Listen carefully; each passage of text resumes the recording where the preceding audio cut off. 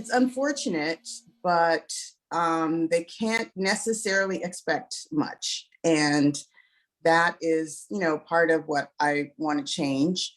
But I think that's, I know that's one of the biggest myths, that people think that the person that is trained to take care of women's health would know more about women's health. But the reality is, they're really, for the average, the average medical school student, I think, gets an hour or two of training in menopause. And in residency, there was literally, I don't remember getting any training in this at all. I remember knowing that, women are going to need estrogen maybe. And at that time, 2002, a study had come out, that the Women's Health Initiative, and that's really what kind of changed the whole landscape for women and their ability to get access to hormone replacement, because the study came out and pretty much said it was bad and caused cancer, and really changed the landscape there. But in any case, there really isn't any information. And if you don't, as a provider, go and get information and study it, or go to conferences, or just really take it upon yourself, then you're just really not going to know. The only education you're going to get is just by seeing patients, and then maybe figuring it out that way, like, oh, okay, everybody's got vaginal dryness. Or but honestly, what I hear from patients, even now, I was with a patient a couple of weeks ago, and she saw a concierge doctor in town in Tucson, and he's, touted as one of the top concierge docs in town. And she had been seeing him for over a year, and he just threw up his hands like, I don't know what's wrong with you. He sent her to cardiologist. He sent her to at least a cardiologist and some other provider. I don't remember, but in any case, it was eventually the cardiologist was like, oh, maybe these palpitations are menopause, but nobody had any idea.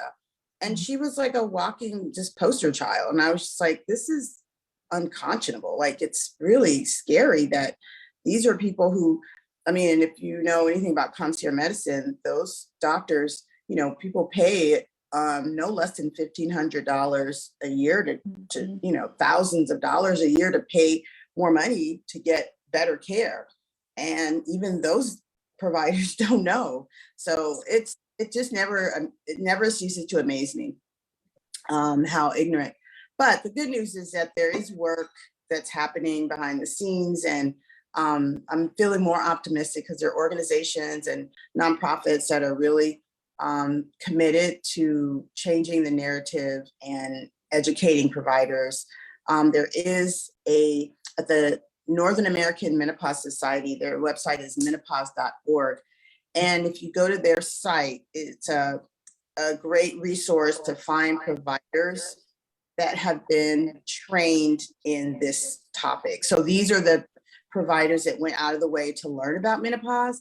Because if you just go to your provider, a lot of women say, for example, they're really great at, helping them get through their pregnancies. But after that, those docs, and that's, unfortunately too, where the dollars are in medicine. If you're not doing high volume or procedures, then you can't really make it in the medical profession. So it's not even really set up in a way that allows for providers to sit down and take that time. So that's a long answer, but I don't even remember the question now, but hopefully I answered it.